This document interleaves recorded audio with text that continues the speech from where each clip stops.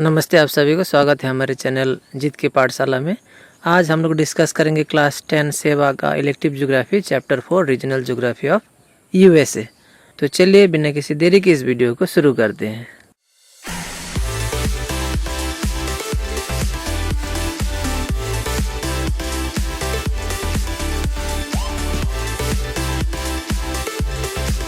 The important characteristics of agriculture of the USA is it's agricultural belt.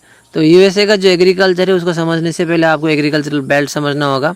On the basis of physiography, climate, soil etcetera the country is divided into several belts from east to west. तो हम लोग ने जैसे पहले start किया था इस chapter को, तो हम लोगों ने पढ़ा कि इंटायर यूएसए में इक्वल अमाउंट ऑफ रेनफॉल नहीं है। ईस्ट से वेस्ट की ओर रेनफॉल क्या है, कम है। तो उसी के आधार पर जहाँ पे बारिश ज़्यादा होगा वहाँ का सॉइल क्वालिटी अलग होगा, जहाँ पे बारिश कम होगा वहाँ का सॉइल क्वालिटी अलग होता है। तो इस सभी चीज़ों को ध्यान में रखते हुए वहाँ का जो लैंड है यूएसए का, उसको अलग अलग एग्रीकल्चरल बैंड के नामों पे डिवाइड किया गया है। In every belt importance is paid on cultivation of A special variety of crop. तो हर एग्रीकल्चरल बेल्ट में अलग अलग टाइप के एग्रीकल्चर उगाए जाते हैं। Density of population is very low and hence agriculture is highly mechanised and extensive in type. तो यहाँ पे डेंसिटी जो है बहुत कम है, यानी कि पॉपुलेशन बहुत कम है। तो ज़्यादातर लोग जो कि एग्रीकल्चर करते हैं वो लोग मैकेनाइज्ड एग्रीकल्चर करते हैं, यानी कि ज़्यादा प्रकार के मशीन्स वगैरह यूज़ करके एग्रीकल्चर किए जाते हैं, क्योंकि वहाँ पे लोग कम है। Per capita productivity compare to other state of the world is high. और पर कैपिटा इनकम जो अभी हम लोगों ने पढ़ा वो बाकी कंट्री से यूएसए में ज़्यादा है। The main agricultural belt of USA are extended from the Atlantic coast toward west up to 100 degree west longitude। तो एग्रीकल्चरल बेल्ट का मतलब होता है एग्रीकल्चर करने का एरिया। तो यहाँ पे बोला गया है यूएसए का जो एग्रीकल्चर करने का एरिया है वो एटलांटिक कोस्ट से लेके west up to 100 degree west longitude तक शामिल है।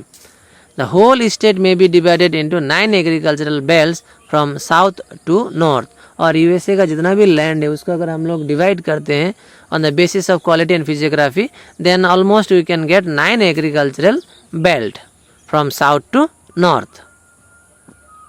तो फिगर 4.4 में आप एग्रीकल्चरल बेल्ट ऑफ यूएसए को देख सकते हैं और इस मैप को ड्राइंग करके प्रैक्टिस कीजिएगा। साथ ही एग्रीकल्चरल बेल्ट का नाम भी याद रखना होगा। तो पहला है rice and sugar cane belt. This agricultural belt is located on the Mexican coast and includes Florida, Georgia, Alabama, Mississippi and southern part of Louisiana state। तो rice and sugar cane belt जो है Mexican coast जो कि Florida, Georgia, Alabama, Mississippi and southern part of Louisiana state को लेके बना है। सब tropical climate is experience here. यहाँ का जो क्लाइमेट है उसे सब ट्रॉपिकल क्लाइमेट कहते हैं। Like that of tropical climate, temperature and precipitation in this region is high। और सब ट्रॉपिकल रीजन की तरह यहाँ का जो टेम्परेचर है वो भी ज़्यादा होगा और बारिश भी यहाँ पे ज़्यादा होगा। The region is compose of fertile alluvial soil. यहाँ का सॉइल जो है फर्टाइल है। Rice and wheat is abundantly grown hair.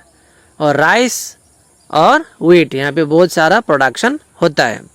Grown here and hence the region has been identified as wheat and sugarcane belt। तो यहाँ पे wheat और rice, sugarcane ये सारा प्रोड्यूस होता है, इसलिए wheat and sugarcane belt भी इसे कहा जाता है।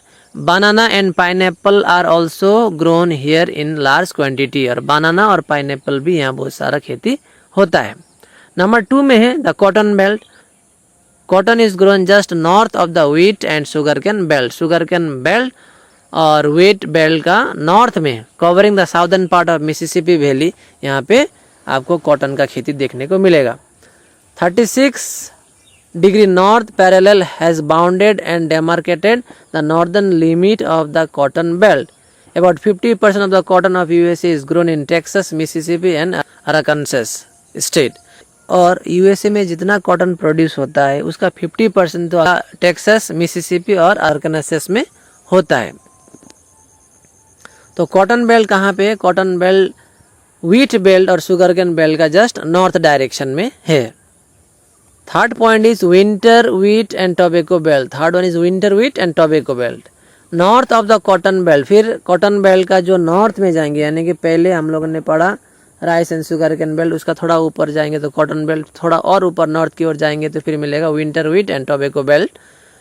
North of cotton belt, from the Atlantic coast to the Colorado in the west, the belt is known as winter wheat and tobacco belt covering North Carolina, Kentucky, Virginia and Maryland. तो यहाँ पे बोला गया है कि Atlantic coast से लेके Colorado waste तक, यानी कोलोराडो जो कि वेस्ट में है उतना के बीच में जो एरिया है उसे winter wheat and tobacco belt कहा जाता है। इसमें नॉर्थ कैरोलिना, केंटकी, वर्जीनिया और मैरीलैंड भी शामिल है। The eastern part of this belt produces large quantity of tobacco. तो winter wheat and tobacco belt का जो ईस्टर्न पार्ट है यहाँ पे बहुत सारा टोबैको प्रोड्यूस होता है। The western part of this belt covering Nebraska, Kansas, east Colorado, Oklahoma and Texas produces winter wheat. और western part winter wheat and tobacco belt का जो वेस्टर्न पार्ट है जिसमें कि Nebraska, Kansas, east Colorado, Oklahoma, Texas, ये जो सारे areas है यहाँ पे व्हीट जो कि विंटर व्हीट प्रोड्यूस होता है। USA exports maximum of its wheat to the world market from this region. और यूएसए ज़्यादातर अपना जो व्हीट है इसी एरिया से इंटरनेशनल मार्केट में सप्लाई करता है। चौथा आया maize belt. In the north of the winter wheat belt from mid Ohio to mid Nebraska maize is produce abundantly. तो व्हीट बेल्ट से नॉर्थ की ओर अगर हम आगे बढ़ते हैं तो हमें मिलता है वहाँ पे maize belt. Most of the maize of USA is obtain from Iowa, Illinois, Indiana, Minnesota, Pennsylvania and Nebraska. तो यूएसए का ज़्यादातर मेज प्रोडक्शन यहाँ से होता है। अब बढ़ते हैं पांचवा एग्रीकल्चरल बेल्ट की ओर, spring wheat belt.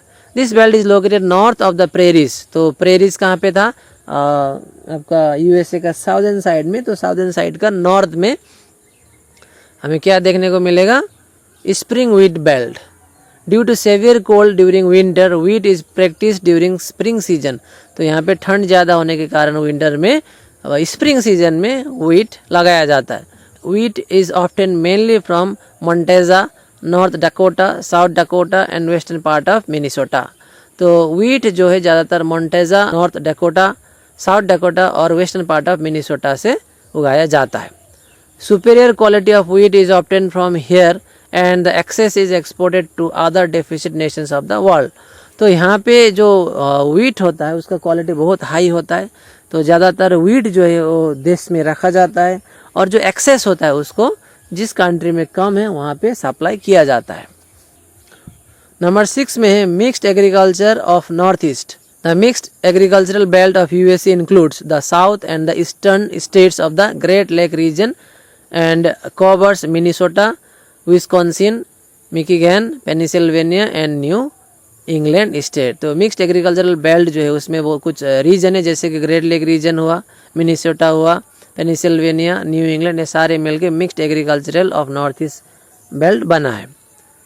Besides rye and barley production, animals are also reared in large scale based on the availability of the new grassland. The belt is also known as dairy farming belt. यहाँ पे खेती तो होता ही है, साथ ही यहाँ पे animal rearing भी ज़्यादा होता है क्योंकि यहाँ पे अवेलेबिलिटी ऑफ ग्रासलैंड है, जिसके चलते इसे डायरी फार्मिंग बेल्ट भी कहा जाता है। यानी कि मिक्स्ड एग्रीकल्चरल बेल्ट को डायरी फार्मिंग बेल्ट भी कहा जाता है। 7th नंबर पे है dry farming and dairy belt. The belt is considered of the western part of the central plain and the eastern part of the Cordillera region. तो dry farming and dairy belt कहाँ पे स्थित है? Central plain का western part में और Cordillera का eastern part में। रेनफॉल हेयर इज लो। यहाँ पे रेनफॉल लो है, कम है, but well distributed throughout the year and hence grasses grow. Rainfall कम है लेकिन सभी एरिया में बारिश होने के चलते यहाँ पे ग्रासेस जो है अच्छी तरह से ग्रो करता है, यानी कि घास बहुत अच्छा से उगता है। और घास अच्छा होने से क्या होगा आप लोग को पता होगा ही। The condition is congenial for rearing animal like sheep and cattle. और घास के चलते यहाँ पे एनिमल रेयरिंग स्पेशली सीप और कैटल रेयरिंग बहुत अच्छा से कर सकते हैं। Western part of Texas, New Mexico, Utah, Colorado, Nevada, Wyoming, Idaho and Montana etcetera are included in this belt. तो यहाँ पे Texas, New Mexico, Colorado, Nevada ये सारे इसी dry farming and dairy belt में आते हैं। Jawar and bajra are produced under dry farming method and barley and maize are practiced often with irrigation. तो यहाँ पे जवार और बाजरा ड्राई फार्मिंग के मदद से किया जाता है और साथ ही यहाँ पे बार्ली और मेज को उगाया जाता है with the help of irrigation. Milk, beef, meat, wool ये सारे डायरी प्रोडक्ट है जो कि एनिमल को रियर करके, एनिमल को पाल पोस के हमें मिलती है.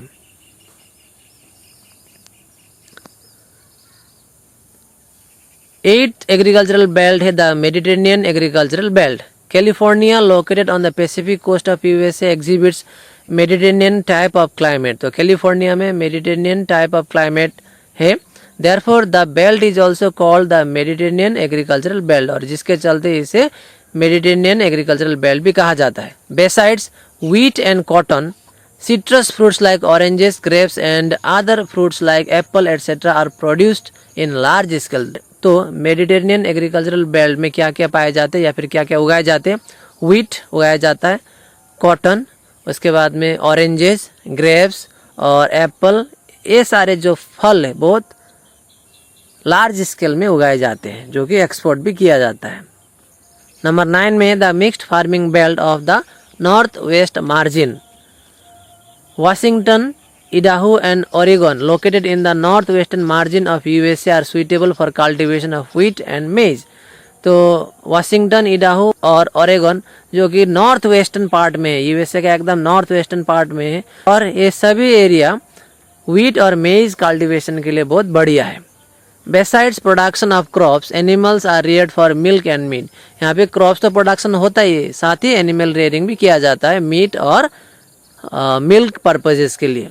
Therefore this region is also called mixed agricultural belt और इसके चलते इसे मिक्स्ड एग्रीकल्चरल बेल्ट भी कहा जाता है. यानी कि क्रॉप प्रोडक्शन तो हो गए, साथ ही एनिमल रेयरिंग भी होता है.